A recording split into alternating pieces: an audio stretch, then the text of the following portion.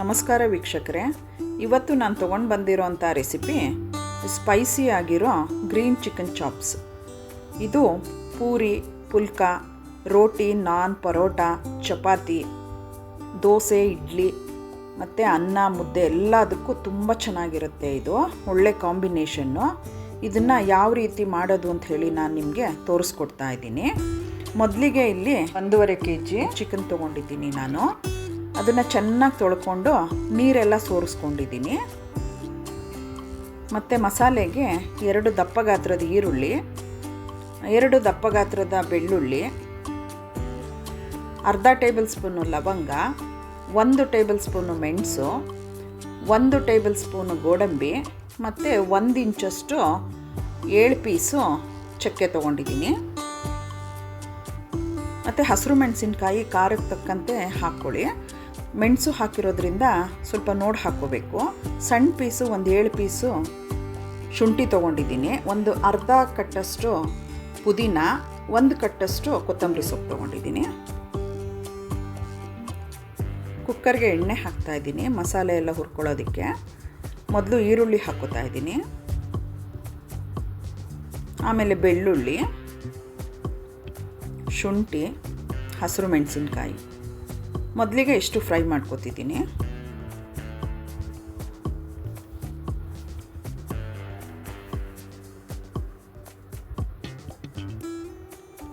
ಇದು ಸ್ವಲ್ಪ ಫ್ರೈ ಆಗ್ತಿದ್ದಂಗೆ ಮೆಣಸು, ಲವಂಗ, ಚಕ್ಕೆ ಮತ್ತು ಗೋಡಂಬಿ ಇದನ್ನು ಹಾಕ್ಕೊಂಡು ಸ್ವಲ್ಪ ಫ್ರೈ ಮಾಡ್ಕೊತೀನಿ.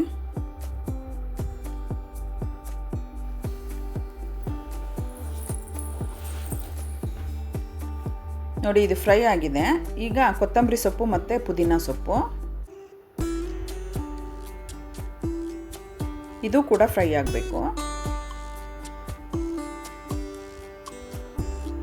ಇದೆಲ್ಲ ಚೆನ್ನಾಗಿ ಫ್ರೈ ಆದರೆ ಟೇಸ್ಟು ಚೆನ್ನಾಗಿರುತ್ತೆ.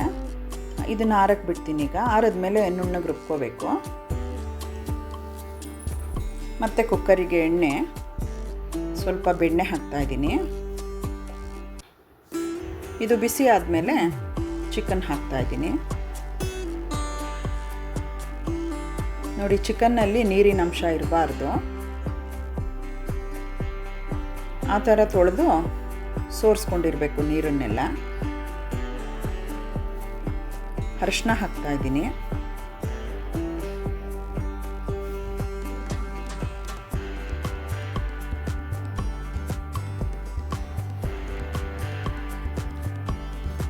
ಮತ್ತೀಗ ಸ್ವಲ್ಪ ಉಪ್ಪು ಹಾಕೋತಾ ಇದ್ದೀನಿ. ನೋಡಿ, ಇದನ್ನು ಚೆನ್ನಾಗಿ ಫ್ರೈ ಮಾಡ್ಕೋಬೇಕು. ಆ ಚಿಕನ್ದು ಎಲ್ಲ ಸ್ಮೆಲ್ಲೆಲ್ಲ ಹೋಗಬೇಕು, ಆ ಥರ ಫ್ರೈ ಮಾಡ್ಕೋಬೇಕು.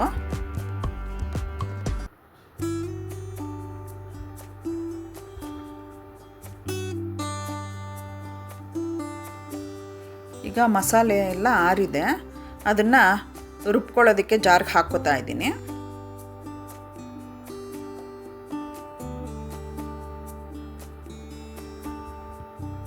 ನುಣ್ಣಗೆ ರುಬ್ಕೊಂಡಿದ್ದೀನಿ.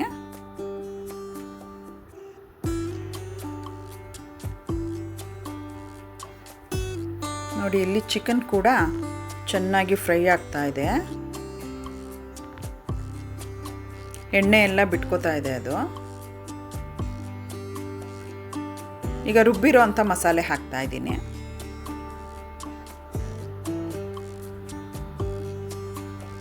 ಮಸಾಲೆ ಎಲ್ಲ ಮಿಕ್ಸ್ ಮಾಡ್ಕೋತಾ ಇದ್ದೀನಿ. ಇದೇನು ತುಂಬ ಫ್ರೈ ಮಾಡ್ಕೊಳ್ಳೋದು ಬೇಡ, ಏಕೆಂದರೆ ಮಸಾಲೆ ಪದಾರ್ಥಗಳನ್ನು ಆಲ್ರೆಡಿ ಫ್ರೈ ಮಾಡಿದ್ದೆ. ಆದ್ದರಿಂದ ತುಂಬ ಫ್ರೈ ಮಾಡ್ಕೊಳ್ಳೋ ಅವಶ್ಯಕತೆ ಏನಿರಲ್ಲ. ಈಗ ಅದಕ್ಕೆ ನೀರು ಮಿಕ್ಸ್ ಮಾಡ್ತಾ ಇದ್ದೀನಿ. ತುಂಬ ನೀರು ಹಾಕಬಾರ್ದು ಇದಕ್ಕೆ. ನೋಡಿ, ಚಿಕನ್ ಮುಳುಗೋ ಅಷ್ಟು ಹಾಕ್ಕೊಂಡ್ರೆ ಸಾಕು. ಇದು ಗಟ್ಟಿಯಾಗಿದ್ರೇ ಟೇಸ್ಟ್ ಆಗಿರೋದು.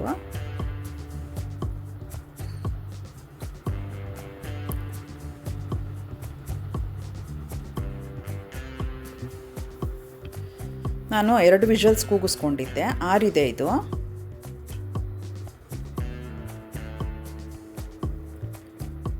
ನೋಡಿ, ಎಲ್ಲ ಚೆನ್ನಾಗಿ ಬೆಂದಿದೆ. ಗ್ರೇವಿ ತುಂಬ ಚೆನ್ನಾಗಿ ಬಂದಿದೆ. ಇಷ್ಟು ಗಟ್ಟಿ ಇರಬೇಕಿದು. ಗಟ್ಟಿ ಇದ್ರೇ ಇದು ಟೇಸ್ಟಾಗಿರೋದು. ಬೌಲ್ಗೆ ಸರ್ವ್ ಮಾಡ್ಕೋತಾ ಇದ್ದೀನಿ.